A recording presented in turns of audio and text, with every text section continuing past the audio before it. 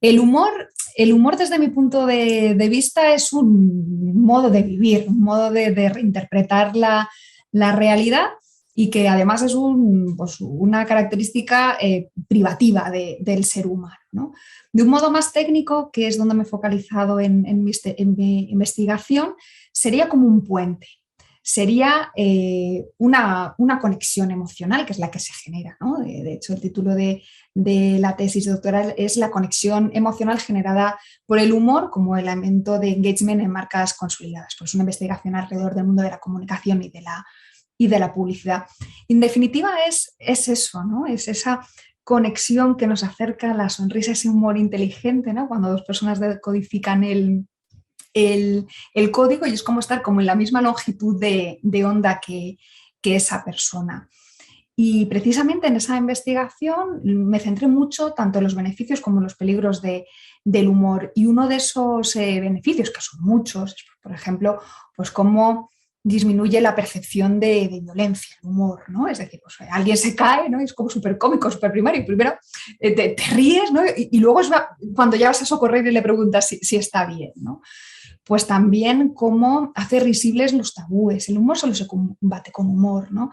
Y cómo con humor se puede prácticamente hablar pues, de todo, ¿no? Que no ha contado un chiste en un entierro, por ejemplo, ¿no? Un poco pues, para romper el hielo, ¿no?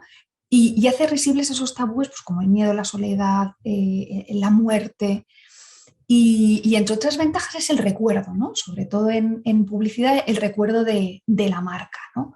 Pero también a nivel personal, ¿no? Si vosotros pensáis, por ejemplo, cuando os habéis reído por última vez a lágrima viva, probablemente estaréis con alguien, ¿no? De ese puente, esa conexión emocional de la que hablábamos. Y otros de los beneficios en publicidad, pero bueno, en la vida real también, es la viralidad del humor. Porque por mucho que esta pandemia haya acelerado pues, la digitalización, la transformación digital de las empresas, ¿no? Y que toda la automatización de los leads en marketing, al final los clientes son personas y los consumidores somos personas y los empleados somos personas, ¿no? Y entonces, cuando te llega algo gracioso al móvil o estás en Instagram o en TikTok o en redes sociales, ¿qué haces? Compartirlo, ¿no? Porque lo que quieres es compartir y que la otra persona se ría, ¿no? Y eso yo creo que es uno de los beneficios del humor. Más que límites, a mí me gustaría hablar de cuáles son los peligros del humor, siempre en publicidad, estábamos hablando, los peligros, porque la publicidad, ¿para qué se hace? Pues para vender, básicamente, bueno, también para generar comunidad, ¿no? Y para hablar con los usuarios, pero cuando hay dinero de por medio, pues los peligros del humor suelen ser dos, ¿no? Primero, el efecto vampirizante, es decir, que el humor sea la broma, el chascarrillo, sea tan ocurrente, tan divertido, que te rías tanto, ¿no? Te saque de tu rutina y porque sea un insight, o sea, un lugar común, que se te olvide en la marca. Es decir, que el humor sea tan grande y sea tan universal y probablemente sirva para anunciar cualquier otra cosa que anule a la marca. Y lo segundo de este efecto vampirizante es que además se atribuya al líder del segmento, con lo cual está pagando la publicidad y normalmente se le atribuye a la competencia, ¿no? Pero el peligro más importante que analicé, ¿no? en la investigación es el boicot. Es decir, la gente tiene la piel muy fina y que se malinterprete el humor y se boicotee esa campaña y por supuesto se retire, ¿no? Y ahora pues cada vez en redes sociales es más fácil comunicar con las marcas, que es lo peor que le puede pasar a una campaña, un director, una directora de marketing, ¿no? Nadie quiere que le retiren una campaña. Y sobre todo vemos en este contexto bélico, horroroso, ¿no?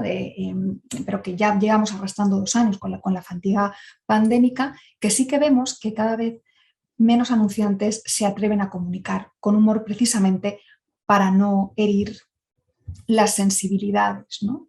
También porque hay más rotación en los departamentos de marketing, hay mucha presión en las ventas y nadie quiere ser esa persona a quien le han retirado la campaña.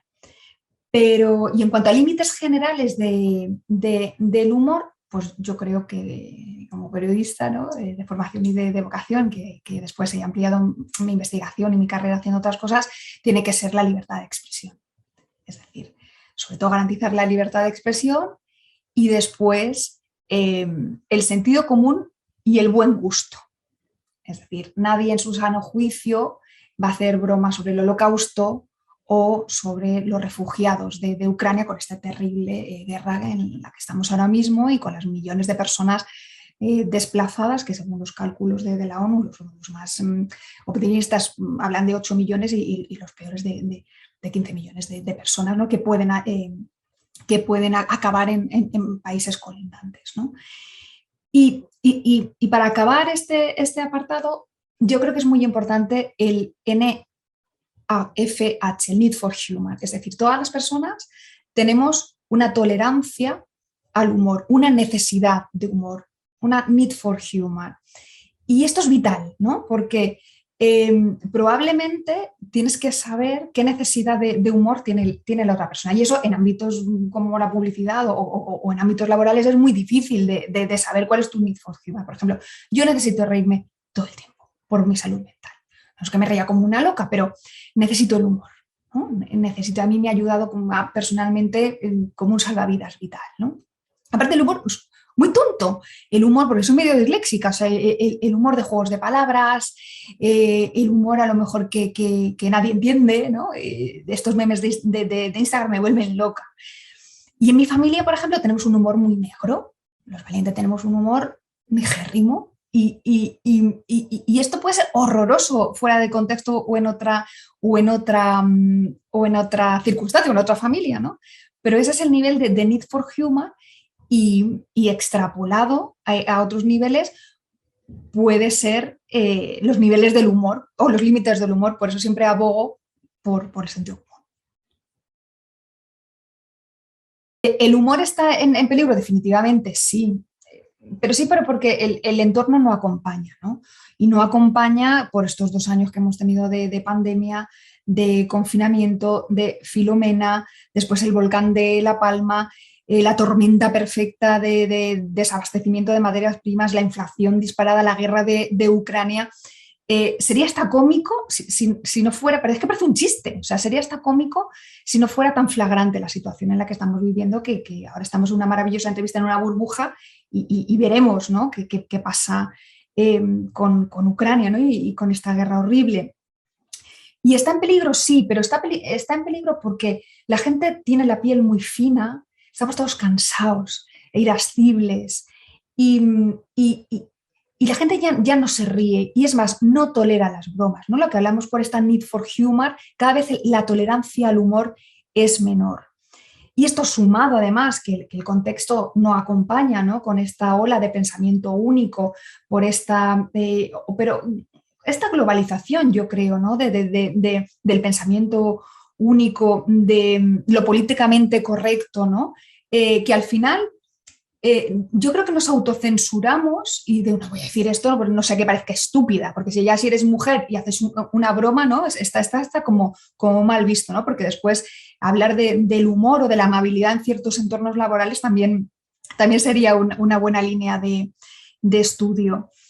Entonces, en este sentido, yo creo que sí que está en peligro el humor y debemos defenderlo, como hacéis vosotros desde el instituto, desde nuestro reducto, ¿no? Que el humor denota buena salud mental, que denota inteligencia, que se hace en un ámbito de libertad y de creatividad, ¿no?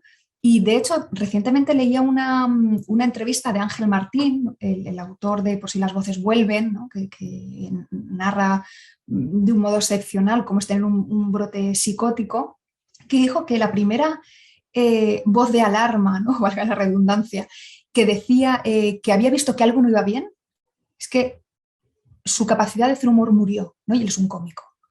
Y entonces eso fue como un detonante de ver que las cosas no iban bien. Y el humor no está en peligro ahora, ¿no? En el 2022. Ya llevamos una época sostenida con esta ola de lo políticamente correcto y recuerdo en concreto un anuncio de 2018 de Campofrío, que fue uno de las marcas que investigué en la tesis, que ya hablaba de la tienda LOL, ¿no? Y ya se hablaba hace 4 años de que no se podía hacer chistes sobre ciertas cosas, ¿no? Y recuerdo pues, que iba Jaime Pellafiel y decía, no, es que quiero comprar un chiste. Decía, uy, pues si va a hablar usted ciertas cosas, periodista, despido asegurado. Si va usted, es que yo soy publicitario y quiero hacer un chiste, quiero comprar un chiste sobre esta campaña, uy, cuidado, a lo mejor se la retiran. Entonces era una parodia en 2018 de en qué estado está el humor. Y esto solo ha hecho que empeorar por el contexto geopolítico y de fatiga pandémica en el que nos encontramos. Pero el humor ha sido un asidero, volviendo al principio, ¿no? Lo que hablábamos del puente de la conexión emocional. ¿Qué pasó al principio durante el confinamiento? Todos esos memes que compartíamos para reírnos de nosotros mismos, ¿no? Con ese elemento liberador que tiene de la risa, ¿no? Como válvula de escape, ¿no? Recuerdo al principio de que podías hacerte unas mechas y era todo como muy cómico. Luego ya sí que fue bajando la curva, ¿no? Y estamos todos cansados que no tenemos ganas ni de hacer bromas. Pero el humor está en peligro desde hace tiempo y deberíamos abogar por bueno, contar hasta 10, ser más tolerantes y reírnos un poquito más de nosotros mismos. Jo, pues todo. Es que podéis aportar todo, podéis aportar visibilidad, divulgación, caché, ¿no? Es decir, que una institución académica dignifique la investigación en humor en algo tan importante y que tiene tantísimos beneficios, ¿no? Como hemos visto al principio, me parece fundamental, ¿no? Soy la resistencia, ¿no? Es decir, hay una canción que me gusta mucho de Jorge Drexler que habla de la guerrilla de la cordialidad. Ostras, pues recuperemos ese, ese mantra, ¿no? Es decir, vosotros tenéis prestigio, sois súper reputados a nivel internacional, más en el sentido de tira cómica o de billete o de humor gráfico, ¿no? Pero es que hacéis un montón de cosas con las mesas cuadradas, con el merchandising, con la divulgación de la ciencia, con las exposiciones, ahora con lo que me comentabas de tratar de listar a todos los investigadores que hacemos algo por el humor, ¿no? Pues me parece súper valiosa el trabajo que hacéis por darnos visibilidad, así que muchas gracias.